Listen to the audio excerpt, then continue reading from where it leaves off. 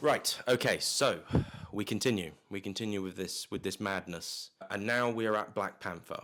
So again, like the previous couple of movies, I didn't bother going to see this at the cinema because I just didn't feel like it. There was a lot of hype surrounding this film, and I liked Thor Ragnarok. Spider-Man: Homecoming was fine.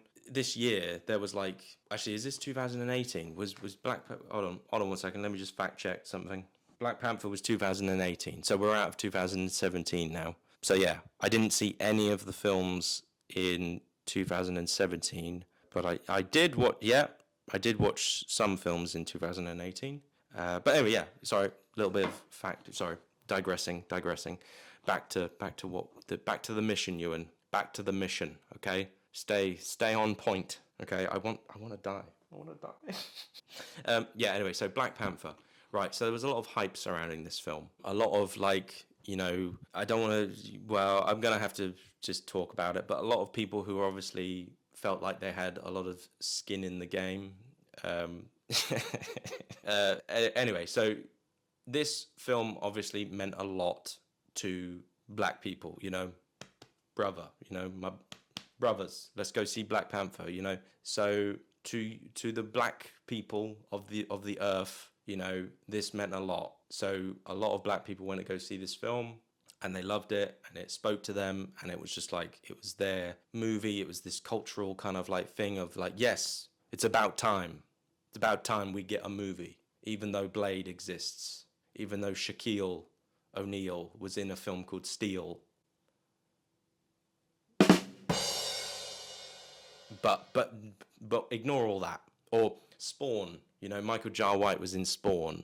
But ignore all that. Ignore all that. This is the one. This is it. And to be fair, Black Panther is a much more important character than any of those movies. Those or any of those characters. Black Panther's like royalty. He's like a king. And so I think there's like all the black people of the world wanted to just go and see this film and celebrate it and be like, yeah, finally we are in a movie. We are the stuff. We are, our skin color is being represented on screen, and that's great. For me though, none of that matters because I'm a whitey. I'm a white boy. Um, so, so I just kind of like look at films for what they are. I don't care about skin color. I don't care like the movies I was growing up watching when I was a little kid were like Men in Black, all the Will Smith movies. Bad Boys 2 was like my favorite film when I was a little kid. Honestly, it doesn't matter. Like, the Rush Hour movies, you got Chris Tucker in that, who's hilarious.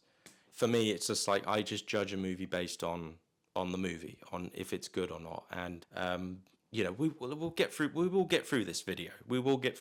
For me, I just look at this film for what it is, and for what it is, it's a pretty good movie. And actually, I will just say this: I've rewatched it a few times, and the more I watch it, the better it gets. And the better it gets better because it's such a shame that Chadwick Boseman is no longer with us and is no longer making movies and is no longer playing Black Panther. It is very, very sad.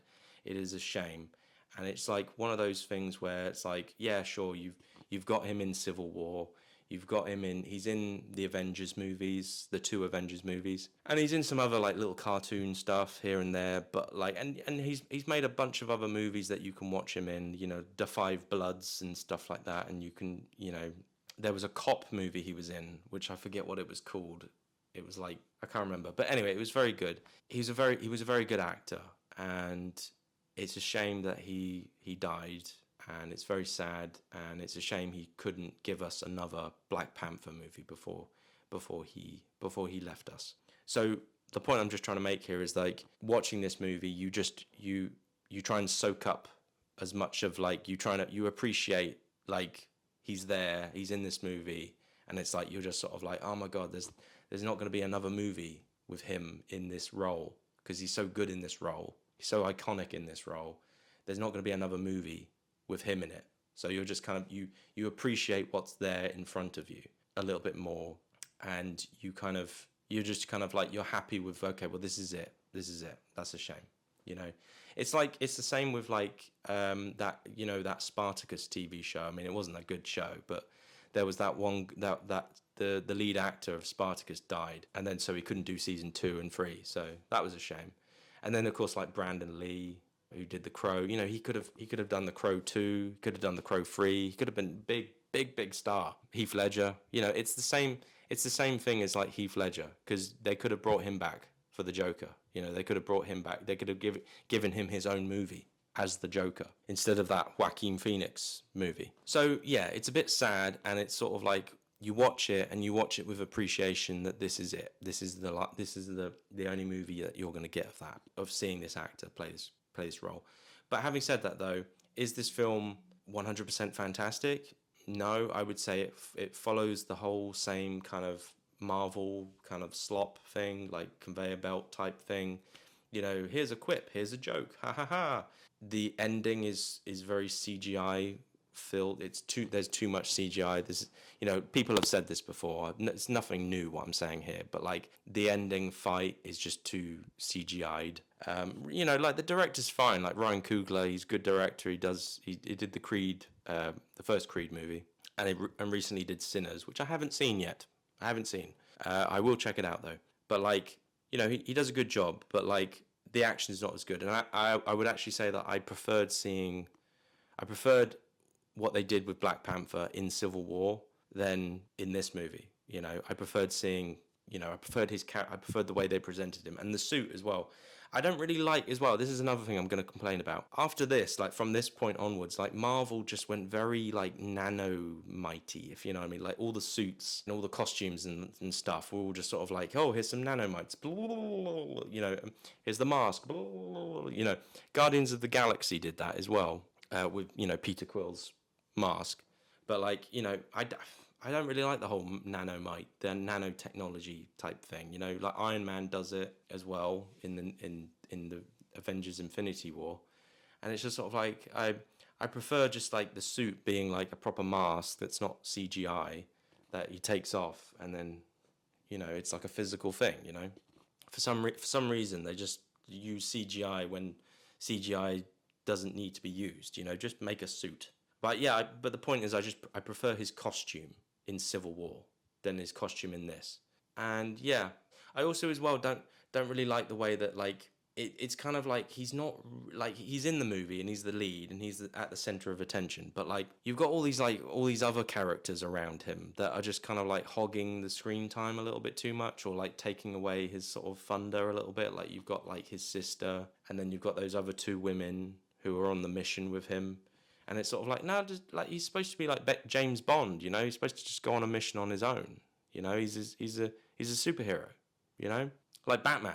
Like Batman goes on his own. I mean, yes, eventually he gets Robin, but like, you know, he goes out on his own and he solves crime, and he beats up bad guys and stuff, and he, you know, takes out terrorists and whatnot, and, you know, does his own missions. The point is, but anyway, I just sort of feel like it's a bit annoying that they're just always there.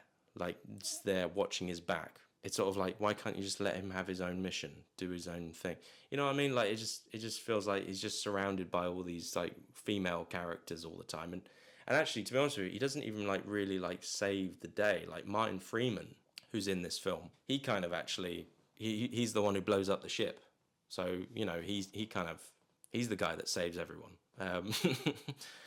But no, as I say, it's an alright film. I just think it's a little bit overhyped, and it's a little bit over, like, I feel like people are like celebrating it a little bit too much. But I feel like that as the years go by, it becomes more, I think the film is more significant, and it becomes more, I would say it becomes more important because of Chadwick Boseman. And it's such a shame that he is no longer with us, and we'll never see him play that character again. Yeah, it's a bit sad. So anyway, I'm saying yes, it's a good film, and it sets up some stuff. You know, like we get Wakanda. Wakanda's cool. All that is cool. That world is cool. But yeah, it's all right. And as I say, I didn't go and see it at the cinema. I did see it before I saw the Avengers film though, which we will get into very, very soon. Yeah, I'm gonna stop talking about this film now. It's good. It's good. I you know. If I had to give it a rating out of 10, I'd give it a 7 out of 10. That's not too bad. Like Civil War is like a 10 out of 10. So this is just like a 7. But anyway, yeah, that's it. I'm not going to talk about this anymore. Right, on to the next one. Bye.